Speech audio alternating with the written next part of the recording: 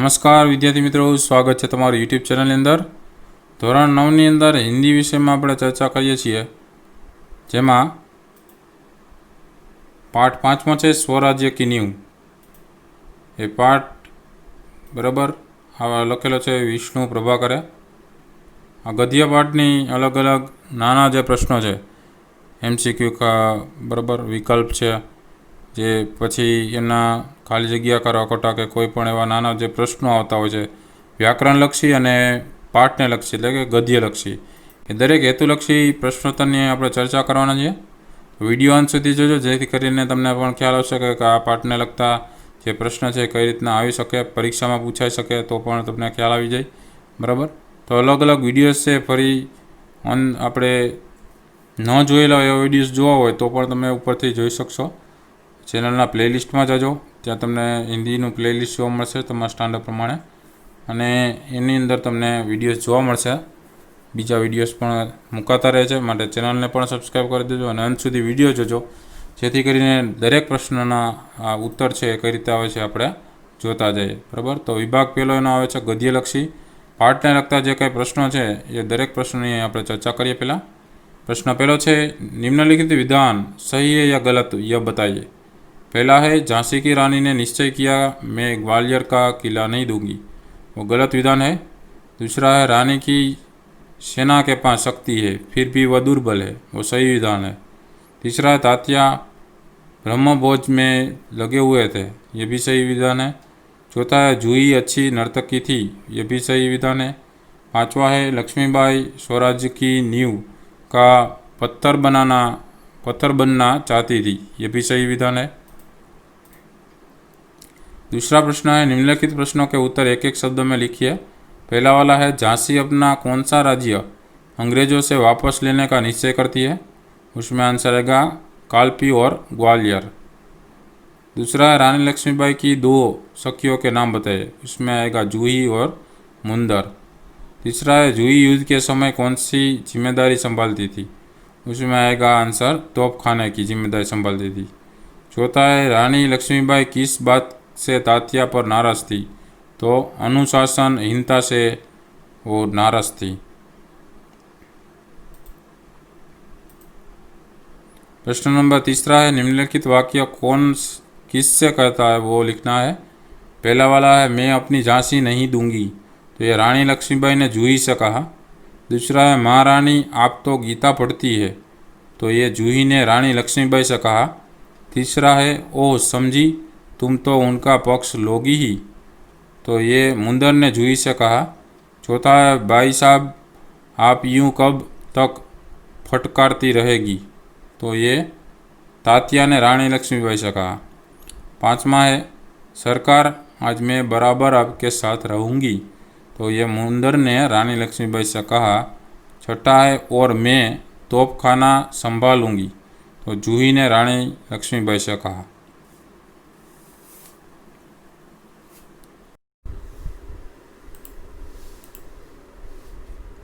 इसके बाद प्रश्न नंबर 4 है, सही वाक्यांश चुनकर निम्नलिखित विधान पूर्ण कीजिए। पहला है, जूही के अनुसार रानी को निराश नहीं होना चाहिए क्योंकि वे गीता पढ़ती थी। क ऑप्शन जवाब में आएगा, जूही के अनुसार रानी को निराश नहीं होना चाहिए क्योंकि वे गीता पढ़ती थी। दूसरा प्रश्न है, जूही बातों बातों में सेनापति तात्या का पक्ष लेती थी क्योंकि तात्या के प्रति उसके मन में प्रेम था। ऑप्शन आंसर आएगा। तीसरा है, पेशवा की हार से लक्ष्मीबाई को खुशी हुई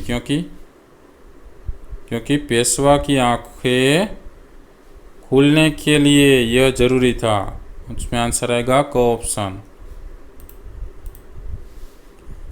चौथा है, रानी का मन कहता था कि वह उनके जीवन का अंतिम युद्ध था, तो ब ऑप्शन आंसर में आएगा।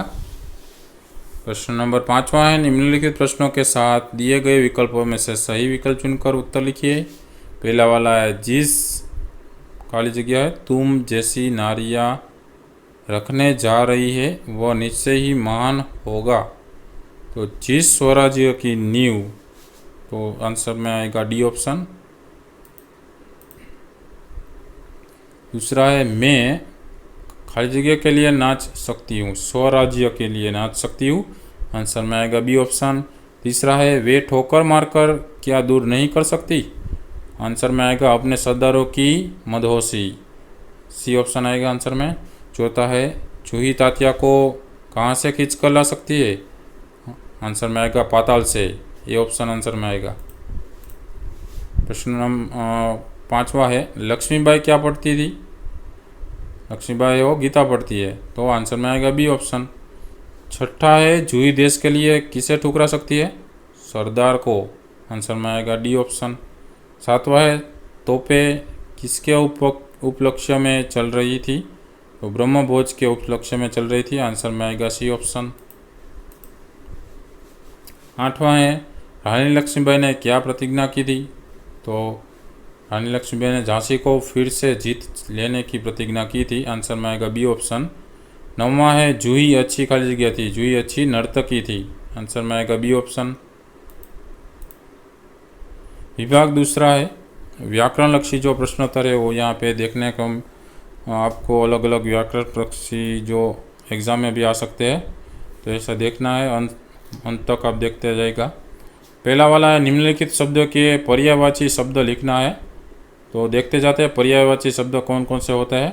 प्रतिज्ञा का होता है प्रण, नाविक का मल्लाह, सहसा का अचानक, प्रलय का सर्वनाश, देव का भाग्य, दुत्कार का तिरस्कार, लज्जा का शर्म, नूपुर का पायल, अवरोध का रुकावट, नेत्र का नयन। ऐसा पर्यायवाची शब्द सबके हो गया। दूसरा वाला निम्नलिखित शब्दों के विरोधी शब्द लिखना है, तो स्वतंत्र का परतंत्र, सेवक का स्वामी, दुर्बल का सबल, नाराज का राजी, गहरा का उथला, कलंकित का निष्कलंक, तीव्र का मंद। ऐसा विरोधी शब्द लिखना है, ठीक है। बाद में तीसरा प्रश्न आता है निम्नलिखित शब्दों का संधि विग्रह करके लिखना है, तो उसमें पहला है स्वजन का स्व वत्ता जन, स्वराज्य का स्व वत्ता राज्य, स्वतंत्रता का स्व वत्ता तंत्र, वातावरण का वात वत्ता आवरण, हिमालय का हिम वत्ता आलय, आशीर्वाद का आशीर्व वत्ता वाद। प्रश्न नंबर चौथा है निम्नलिखित प्रत्येक वाक्य में से भाववाचक संज्ञा पहचान कर लिखिए। उसमें पहला वाला है कौन कहता है कि हम विलासिता में डूबे गए हैं, वो विलासिता है वो भाववाचक संज्ञा है। दूसरा है काश हम उनकी मदहोशी दूर कर सकते तो बात ही क्या थी, तो मदहोशी है वो भाववाचक संज्ञा है। तीसरा है लेकिन आज हमें देशभक्तों की आवश्यकता है, तो आवश्यकता वो भाववाचक संज्ञा है। चौथा है ब्राह्मणों के आशीर्वाद का स्वर और भी तेज हो जाएगा, तो आशीर्वाद है वो भाववाचक संज्ञा है। पांचवा है कलंकित होने पर चोर का सिर लज्जा से झुक गया, तो लज्जा है वो भाववाचक संज्ञा है। जैसे भाववाचक संज्ञा पहचान कर लिखना है। पांचवा प्रश्न है निम्नलिखित प्रत्येक वाक्य में से विशेषण पहचान कर लिखिए। पहला वाला है महासागर की डरावनी लहरें थपड़े मारने लगती है, तो डरावनी है वो विशेषण है। दूसरा है हमारे पास शक्ति है फिर भी हम दुर्बल है, तो दुर्बल है वो विशेषण है। तीसरा वाला है दोस्त की ठोकर अविश्वास की खाई को और भी चौड़ा कर देती है, तो चौड़ा है वो विशेषण है। चौथा है मेरा मन कहता है कि यह मेरे जीवन का अंतिम युद्ध है, तो अंतिम है वो विशेषण है। पांचवा है आपको हमें लज्जित करने का पूरा अधिकार है, तो लज्जित है वो विशेषण है। प्रश्न नंबर छठा है निम्नलिखित वाक्यों को शुद्ध करके लिखना है। पहला है वह बुद्धिमान स्त्री है, तो उसका क्या होगा, वह बुद्धिमती स्त्री है। दूसरा है सविता ने चंद्रिका को बुलाई, तो उसका क्या होगा, सविता ने चंद्रिका को बुलाया। तीसरा है आप यहाँ बैठो, तो उसका क्या होगा, आप यहाँ बैठिए। चौथा है लता जी का आवाज़ मधुर है, उसका क्या होगा, लता जी की आवाज़ मधुर है। पांचवा है आज मौसम अच्छी है, उसका क्या होगा, आज मौसम अच्छा है। छठा है मैंने बस की टिकट ली, उसका क्या होगा, मैंने बस का टिकट लिया।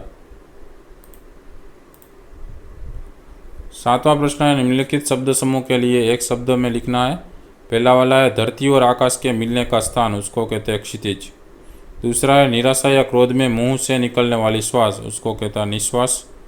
तीसरा है दही से बनने वाला एक व्यंजन, उसको कहते हैं श्रीखंड। चौथा है ब्राह्मणों को खिलाया जाने वाला भोज, उसको कहते हैं ब्रह्म भोज। पांचवा है स्वामी के प्रति श्रद्धा रखने वाला, उसको कहते हैं स्वामी भक्त। प्रश्न नंबर 8वां है निम्नलिखित मुहावरों के अर्थ देकर वाक्य में प्रयोग कीजिए। पहले वाला है अड़ जाना, मतलब रुकावट बनना, किसी बात को मनवाने की जिद करना। तो उसका वाक्य लिख सकते हैं, मैंने बहुत समझाया पर लड़का अपनी जिद पर अड़ गया। दूसरा प्रश्न है थपड़े मारना, तो लहरों का किनारे से टकराना, समस्याओं का तेजी से उभरना। तो वाक्य लिख सकते हैं, तेज हवा के कारण सागर की लहरें किनारे पर थपड़े मार रही थी। तीसरा वाक्य है हाथ से निकल जाना, मतलब अपने बस में न रहना। वाक्य है मेरी लापरवाही से एक अच्छा मौका हाथ से निकल गया। चौथा है भूमि तैयार करना, मतलब आधार बनाना, भूमि का निर्माण करना और तैयार करना। तो वाक्य लिख सकते हैं, दोनों पक्षों ने मिलकर सुलह की भूमि तैयार की। दोनों पक्षों ने मिलकर सुलह की भूमि तैयार की। प्रश्न नंबर 5वां है नींद हराम करना, मतलब गहरी चिंता में डालना। तो वाक्य लिख सकते हैं, आतंकवादियों ने सरकार की नींद हराम कर दी है। छठा है पाताल से खींच लाना, मतलब किसी इच्छित वस्तु को कहीं से भी ढूंढ लाना। तो उसका वाक्य है, चौधरी जी चाहे तो ऐसी अंगूठी पाताल से भी खींच ला सकते हैं। 7वां प्रश्न है आंखें खुलना, मतलब सत्य समझ में आना। उसका वाक्य लिख सकते हैं, बिना ठोकर लगे किसी की आंखें नहीं खुलती। 8वां है मौत से जूझना, मतलब साहस से मौत का सामना करना। तो उसका वाक्य है, तूफानी सागर में वह देर तक मौत से जूझता रहा। प्रश्न नंबर 9वां है निम्नलिखित शब्दों के उपसर्ग पहचान कर लिखिए। तो ये सब के उपसर्ग है वो लिखने हैं, ठीक है। पहला है दुर्बल, दुस वत्ता बल। अनुशासन का अनु वत्ता शासन। प्रलय का प्र वत्ता लय। उपलक्ष्य का उप वत्ता लक्ष्य। सार्थक का स वत्ता अर्थक। विद्रोह का वी वत्ता द्रोह। निराश का निस वत्ता आस। अविश्वास का अ वत्ता अविश्वास। अछूत का अ वत्ता छूत। 10वां प्रश्न है निम्नलिखित शब्दों के प्रत्यय पहचान कर लिखिए। तो पहला है कलंकित का कलंक वत्ता इत। प्राप्ति का प्राप्त वत्ता ई। क्षितिज का क्षिति वत्ता ज। नाविक का नाव वत्ता इक। रुकावट का रुक वत्ता वट, अथवा तो रुकना वत्ता वट। सच्चाई का सच्चा वत्ता ई। तूफानी का तूफान वत्ता ई। सार्थकता का सार्थक वत्ता ता। वीरता का वीर वत्ता ता। अंतिम का अंत वत्ता इम। लज्जित का लज्जा वत्ता इत। प्रेमी का प्रेम वत्ता ई। सहयोगी का सहयोग वत्ता ई। विलासिता का विलास वत्ता इत अथवा इता। अंग्रेजी का अंग्रेज वत्ता ई। श्रेष्ठता का श्रेष्ठ वत्ता ता। औदार्य का उदार वत्ता य। धैर्य का धीर वत्ता य। स्थैर्य का स्थिर वत्ता य। शौर्य का सूर वत्ता य। सौंदर्य का सुंदर वत्ता य। हीनता का हीन वत्ता ता। तो विद्यार्थी मित्रों હવે તમને ખ્યાલ આવી ગયો છે અલગ અલગ જે પ્રશ્ન છે એમના જવાબો કઈ રીતે આવે છે, બરાબર। આ સ્વાધ્યાય તરીકે પણ ઉપયોગી થશે અને વ્યાકરણની અંદર તમને ઘણા બધા પ્રશ્નો એક્ઝામમાં પણ પૂછાતા હોય છે, તો એમાંથી પણ પૂછાઈ શકે એવા છે મોસ્ટ ટાઈમ પ્રશ્નો। તો વિડીયો ગમ્યો તો લાઇક કરજો, કોમેન્ટ કરજો અને તમારા મિત્રોને જરૂરથી શેર કરજો। અલગ અલગ વિડીયોથી તમારું જ્ઞાન પણ વધતું જશે અને આવા વિડીયોઝ તમારા મિત્રોને મોકલશો તો એમને પણ ઉપયોગી થશે। જે વિદ્યાર્થી મિત્રો હજી ચેનલને સબસ્ક્રાઈબ ન કરી સબસ્ક્રાઈબ કરી બેલ આઇકન દબાવી દેજો, જેથી કરી નવા નવા જેટલા વિડીયો મુકાય એની નોટિફિકેશન તમને મળતી થાય કે આ વિડીયો મુકાયેલ છે, તાત્કાલિક તમે તે વિડીયો જોઈ શકો। અલગ અલગ વિડીયોઝ છે, ફરી પાછા મળીશું આપણે, બરાબર। તો એ તમે જોતા રહેજો, જુદા જુદા વિડીયો, તમારું જ્ઞાન પણ વધતું રહેશે, બરાબર। થેન્ક યુ વેરી મચ, કાળજી રાખજો, ટેક કેર।